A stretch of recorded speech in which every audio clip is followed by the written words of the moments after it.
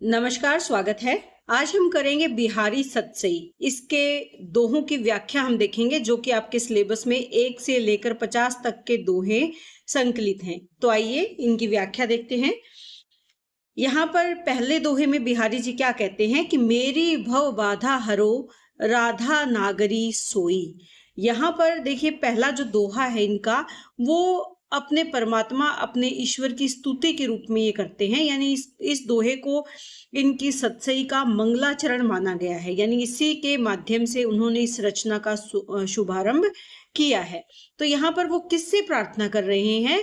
वो राधा से प्रार्थना कर रहे हैं कि मेरी भव बाधा। पहले अगर इसके अर्थ को देखें, मेरी यहाँ पर कवि स्वयं के लिए कह रहे हैं भव बाधा। भव बाधा यानी संसार रूपी जो जन्म मरण के चक्र से उत्पन्न जो कष्ट है, संकट है, या जो सांसारिक दुख है। बाधा से मतलब क्या है? दुख, रुकावट। हरो, हरो यानी हरण करो। राधा से निवेदन कर रहे हैं, श्री राधा नागरी जो गुणों से संपन्न नायिका है, यानी चतुर नायिका है। सोई यानी वही, वही राधा मेरे दुखों को दूर करे या मेरी भव बाधा को दूर करो। कौन सी राधा की बात कर रहे हैं? वही कौन सी राधा है? जा तन की झाई परे श्यामो हरित द्युति होई। जा यानी जिसके, तन यानी शरीर की, झाई से विप्राय क्या होता है?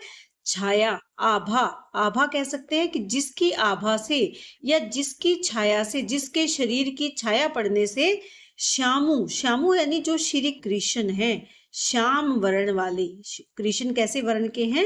श्याम वर्ण के हैं। हरित, हरित यानी हरे रंग की आभा या हरित कांति के हो जाते हैं। तो यहाँ पर होई यानी हो जाती हैं, उनकी कांति कैसी हो जाती है? हरी हो जाती है। तो इस दोहे के माध्यम से कवि प्रार्थना कर रहे हैं। किससे प्रार्थना कर रहे हैं? श्री राधा से ये प्रार्थना कर रहे हैं कि मेरी जो संसार रूपी बाधाएं हैं उनको दूर करे। तो ये बिहारी लाल जी का सतसई का सबसे पहला दोहा है और इसको आरंभिक मंगलाचरण दोहे के रूप में देखा जाता है। यहाँ पर वो वंदना कर रहे हैं, निवेदन कर रहे हैं, प्रार्थना कर रहे हैं। किससे कर रहे हैं? राधा से। वो राधा की महिमा का वर्णन अत्यंत सुंदर कल्पना द्वारा करते हैं कि राधा, क्योंकि देखिए राधा कैसी है? वो स्वर्णिम है, यानी पीत वर्ण की माना गया है राधा को। जबकि श्याम किस प्रकार के हैं? कृष्ण किस प्रकार के हैं? श्याम वर्ण के हैं। तो जब पीला और नीला रंग मिलते हैं तो किस प्रकार की आभा उत्पन्न होती है? नीले और पीले रंग के संयोग से हरा रंग बनता है, यानी हरी कांति, हरी हरित द्युति। अर्थात जो कांति है वो हरित, उनका वर्ण कैसा हो जाता है? हरे, हरा भरा हो जाता है, या हरित कांति से वो युक्त हो जाते हैं। तो ये केवल रंगों का मिश्रण नहीं बल्कि प्रेम और एकत्व का भी प्रतीक है, यानी प्रेम का भाव है जिसमें आत्मा और परमात्मा एक रूप हो जाते हैं, एकत्व का भाव आ जाता है। तो इस दोहे के अगर आध्यात्मिक अर्थ को हम देखें तो यहाँ कवि के माध्यम से उस राधा की वंदना की गई है जिस राधा की छाया मात्र से भगवान श्री कृष्ण के स्वरूप में एक नया सौंदर्य, नवीन आभा उत्पन्न हो जाती है। वे भक्तों के जीवन से अज्ञान, मोह, संसार के जो दुख हैं उनका सहज ही विनाश कर सकती हैं। इसीलिए कवि उनकी शरण में जाना चाहते हैं, उनसे निवेदन करते हैं, उनसे वंदना करते हैं, प्रार्थना करते हैं। तो यह रंगों के माध्यम से प्रेम और आध्यात्मिक एकता की सुंदर अभिव्यक्ति की गई है। अलंकार की अगर बात करें तो सबसे पहले अगर हम देखें तो अतिशयोक्ति अलंकार यहाँ पर आ रहा है, क्योंकि राधा की केवल छाया मात्र से ही, राधा से नहीं बल्कि केवल उसकी छाया मात्र से ही कृष्ण की कांति बदल जाती है, यानी कृष्ण की आभा बदल जाती है। तो यहाँ अतिशयोक्ति अलंकार है। इसके साथ साथ रूपक अलंकार की भी यहाँ व्यंजना की गई है। भव बाधा द्वारा संसार के समस्त दुखों का बोध होता है। भव बाधा क्या है? संसार के जितने भी दुख हैं, तो यहाँ रूपक अलंकार है। इसके साथ साथ इसमें अगर हम देखें तो अनुप्रास अलंकार का भी सुंदर प्रयोग किया गया है। तो ये उनका पहला पद है सतसई का। इनके बिहारी सतसई के बारे में हम विस्तार से जानेंगे, उस पर मैं एक अलग से वीडियो लेकर आऊंगी। लेकिन पहले हम इनके दोहों के बारे में जान लेते हैं, इनके विचारों के बारे में जान लेते हैं। तो हम जब इनके व्यक्तिगत जीवन के बारे में जानेंगे तो वो हमें और भी ज्यादा रोचक लगेगा, और भी ज्यादा हम उसको समझ पाएंगे। दूसरा दोहा क्या है कि अपने अंग के जानिके जोबन नृपति प्रवीण, स्तन मन नैन नितंब को बड़ो इजाफो कीन। तो यहाँ पर अगर देखें तो वो जो बिहारी है वो इसमें किसकी बात कर रहे हैं? मुख्य जो नायक है यहाँ पर जोवन है। जोवन यानी यौवन, उसको क्या कहा है? नृपति यानी राजा कहा है। और वो राजा भी कैसा है? प्रवीण है, चतुर है। यहाँ पर तो सभी अवस्थाओं में जो शारीरिक यौवन या युवा अवस्था है वो राजा के समान है। तो यहाँ पर कवि अपने भावों की अभिव्यक्ति करते हैं और कहते हैं कि अपने अंग यानी अपने शरीर के अंगों का जानी यानी जान के, समझ के, उसको समझकर, जोवन यानी यौवन, नृपति राजा जो प्रवीण है, चतुर है, कुशल है, स्तन उसका नायिका का मन, उसके नैन, और नितंब यानी कूल्हे का बड़ा इजाफा कीन यानी इजाफा कर दिया है। कैसे इजाफा करना? यानी वृद्धि करना। किस में वृद्धि करना? सौंदर्य में वृद्धि करना।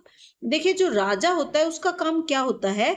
अपने राज्य को कुशलता पूर्वक चलाना, अपने राज्य में समृद्धि लेकर आना, सुख शांति समृद्धि या वृद्धि करना किसी चीज में, वो एक कुशल राजा का कार्य होता है। तो यहाँ पर शरीर में राजा कौन है? यौवन है। अब जब युवा अवस्था है, यौवन का यहाँ पर मानवीकरण किया गया है। तो यौवन या युवा अवस्था के आगमन पर अगर देखें तो कवि ने एक अच्छी कल्पना करते हुए यहाँ पर यौवन को एक बुद्धिमानी और कुशल राजा के रूप में स्थापित किया है।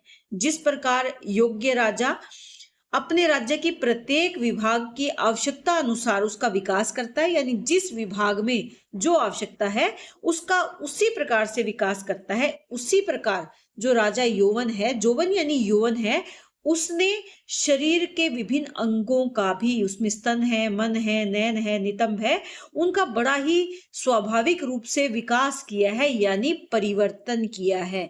बाल्यावस्था से जब शरीर यौवन या युवा अवस्था की ओर जाता है तो उसमें एक स्वाभाविक विकास होता है, प्राकृतिक रूप से विकास होता है। और वो विकास कैसा है?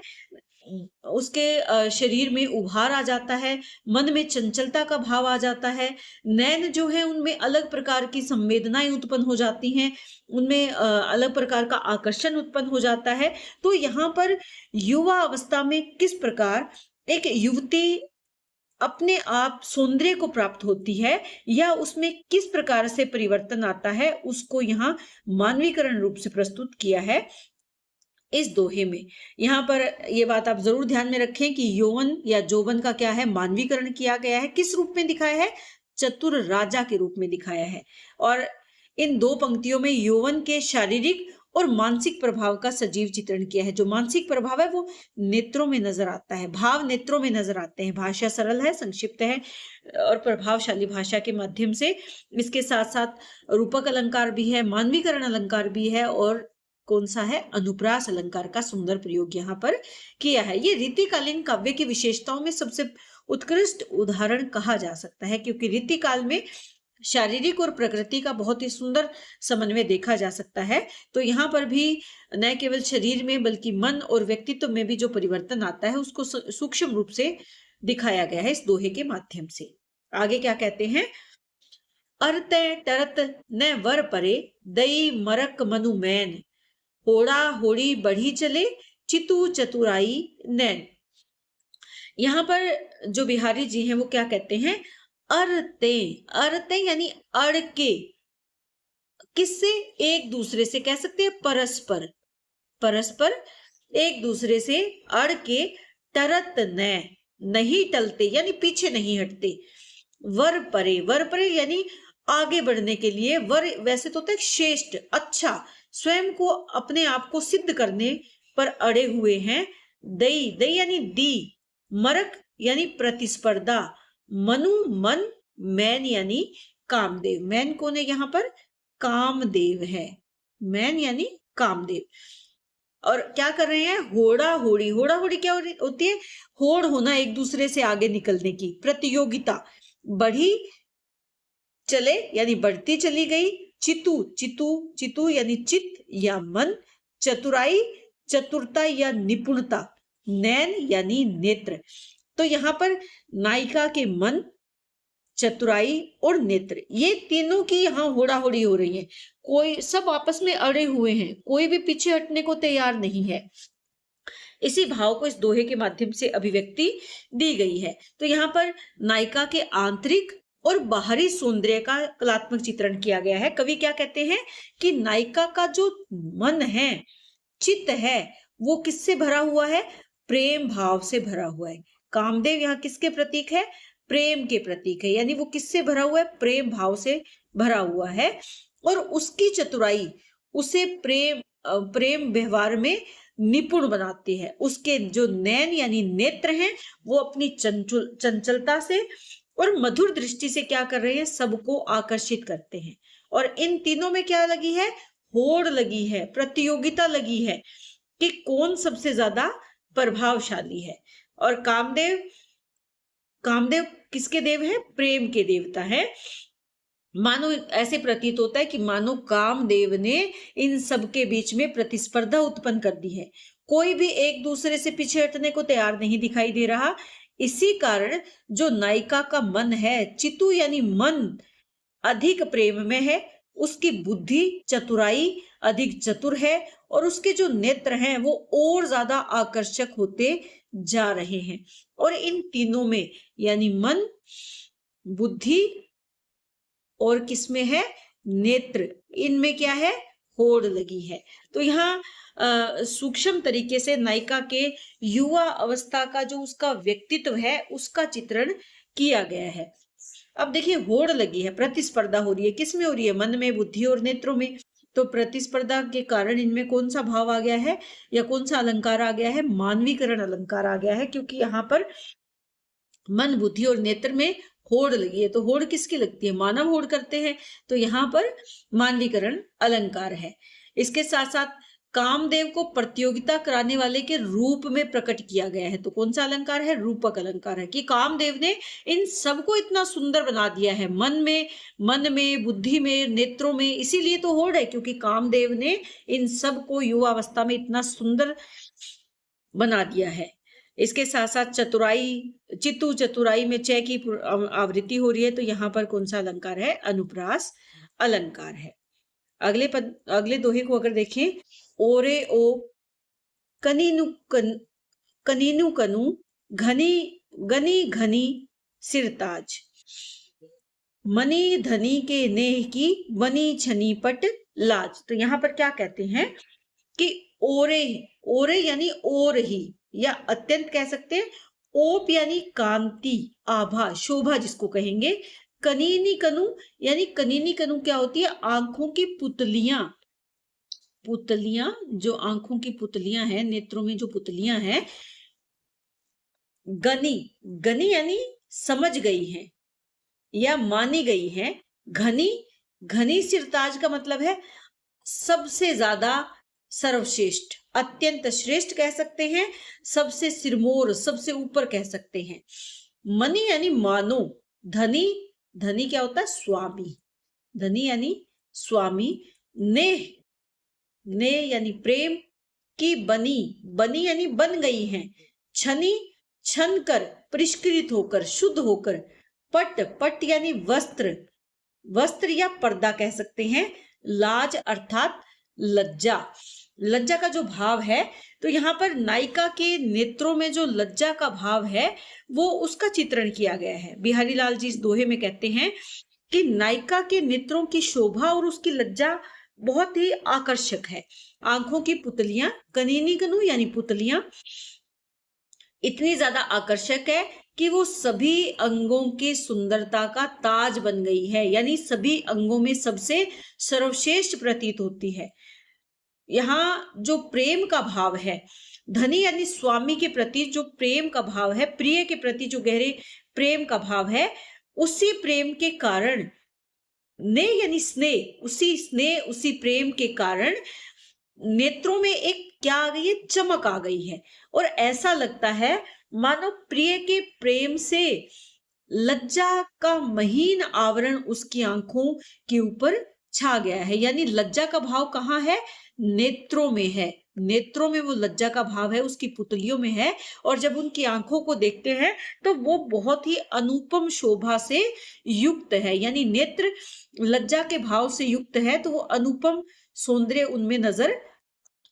तो यहाँ पर देखिए तो नायिका के नेत्रों का बहुत ही सूक्ष्म वर्णन किया गया है। और नायिका के नेत्र उनके सौंदर्य को और ज्यादा बढ़ा रहे हैं, क्योंकि नेत्रों में कौन सा भाव है, किसका आवरण है, प्रेम के भाव का आवरण है, जिससे लज्जा का भाव स्पष्ट हो रहा है। तो यहाँ पर उत्प्रेक्षा अलंकार है। ऐसे लगता है मानो नेत्र प्रिय के प्रेम की लज्जा से बना हुआ मानो मनी, यानी मानो कि जो नायिका है उसके नेत्रों ने प्रिय के प्रेम से बनी हुई लज्जा का आवरण ओढ़ रखा है, या आवरण से अपने नेत्रों को ढका हुआ है। इसके साथ साथ लज्जा को पट यानी आवरण के रूप में चित्रित किया गया है। तो यहाँ पर रूपक अलंकार भी हैं, इसके साथ साथ अनुप्रास अलंकार भी आप यहाँ पर देख सकते हैं। तो ये किस प्रकार से नायिका की आंखों के सौंदर्य का चित्रण यहाँ पर बिहारी लाल जी ने किया है। अगले दोहे में अगर देखें तो क्या कहते हैं, सनी कज्जल चख झाव लगन उपजो सुदिन स्नेहु। सनी यानी सहित या साथ में, कज्जल क्या होता है, काजल, काजल। चख झाव, चख होता है चक्षु, चक्षु या आंख कह सकते हैं, आंखें। झाव लगन का मतलब होता है नेत्रों का लगना, नेत्रों का मिलना या नेत्रों का आपस में लग जाना, यानी दृष्टि का मिलना। नेत्र एक दूसरे को जब देखते हैं तो दृष्टि एक दूसरे पर पड़ती है। तो और उससे क्या हुआ, उपजो उत्पन्न हुआ, सुदिन, सुदिन यानी शुभ दिन, स्नेहु क्या होता है, प्रेम। क्यों न नृपति हवे, क्यों ना, नृपति यानी राजा हो, भोगवे लही सुदेशु सबु देहु, कि राजा फिर उसका भोग किसका, सुदेशु अच्छे राज्य का, उत्तम या सुंदर राज्य का भोग क्यों ना करे। तो यहाँ पर कहने का भाव क्या है कि कौन सा अवसर है जब काजल से सजी हुई आंखें, सनी का मतलब होता है सजी होना या लगी होना, काजल से सजी हुई जब आंखें हैं वो एक दूसरे पर पड़ती है। यानी प्रेम का भाव कहाँ से आरंभ होता है, सबसे पहले जो आंखें हैं वो एक दूसरे को देखती है, यानी नेत्रों से प्रेम का भाव उत्पन्न होता है।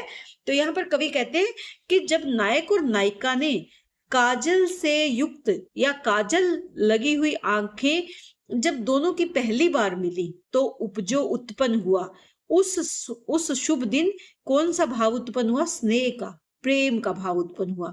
यानी जब राधा और कृष्ण के नेत्र आपस में मिले तो वो शुभ दिन था। और उस शुभ दिन जब दोनों ने एक दूसरे को देखा तो उसी क्षण प्रेम का भाव उनके मन में उत्पन्न हुआ।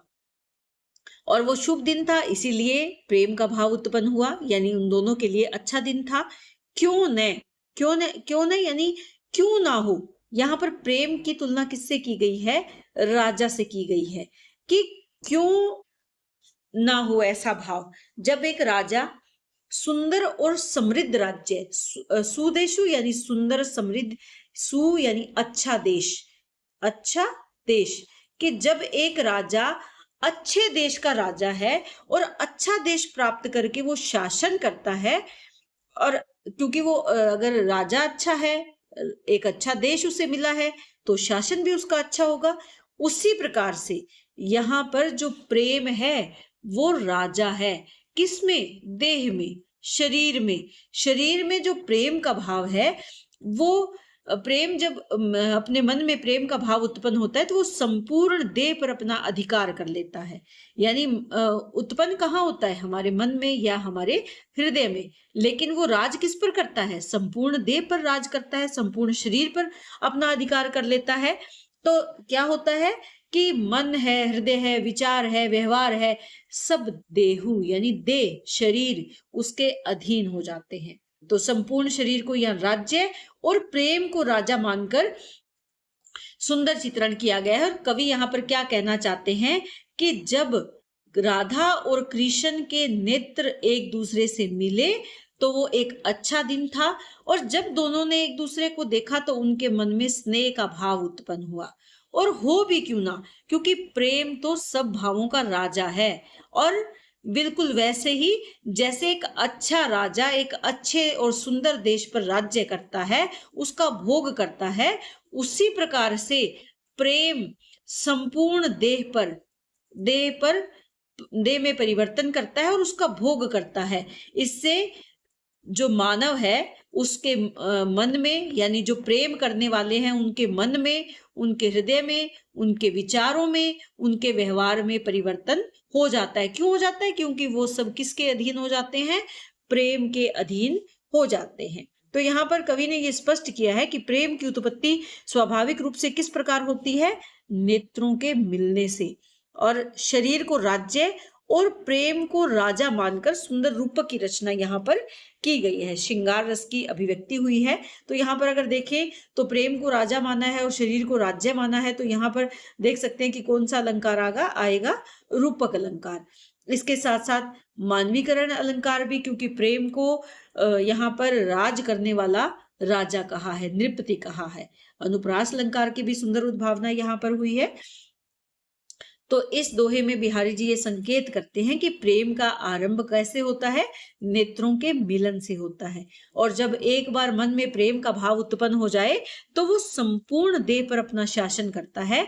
नायक और नायिका का व्यवहार उसके अधीन हो जाता है, बिल्कुल वैसे ही जैसे एक राज्य राजा के अधीन हो जाता है। तो उम्मीद करती हूँ कि व्याख्या आपको अच्छे से समझ में आ रही है। कमेंट करके जरूर बताएं और इसी तरह चैनल से जुड़े रहें। बहुत बहुत धन्यवाद।